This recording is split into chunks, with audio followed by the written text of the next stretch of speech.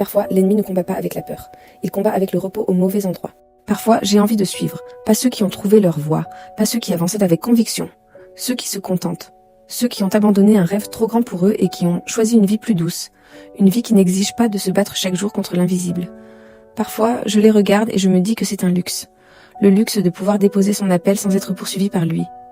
Le luxe de fermer les yeux et de ne plus entendre cette voix qui rappelle sans cesse « Tu n'as pas terminé. Ce n'est pas une question d'argent. Si c'était seulement une question de sécurité, j'aurais déjà choisi un autre chemin. Je vois des collègues vivre paisiblement, prendre soin d'eux. Je pourrais faire pareil, je pourrais respirer. Mais mon combat n'est pas financier, il est existentiel. Un jour, j'ai fait un rêve. Je me trouvais dans une chambre d'étudiante. Ce n'était pas chez moi. Je savais que j'attendais quelqu'un.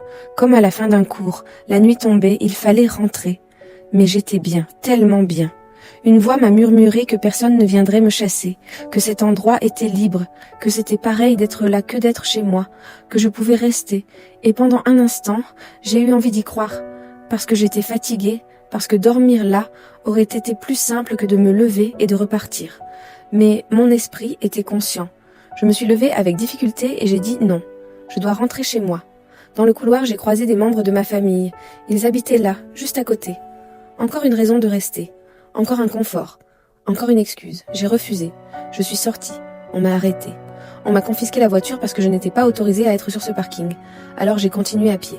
Et encore, des visages familiers, encore des voix pour me retenir. Encore des liens qui auraient pas pu me ralentir.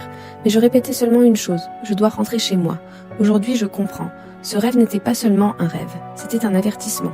La fatigue peut devenir un piège. Le confort peut devenir une prison. Les bonnes choses peuvent devenir des distractions.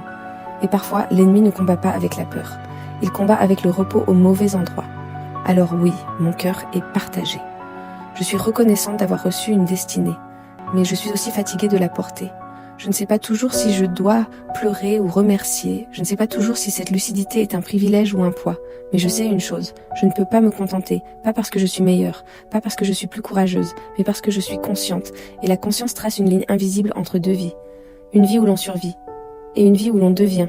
Alors je marche, même lentement, même en pleurant, même en ayant envie de m'arrêter, parce que rentrer chez moi reste la seule direction possible.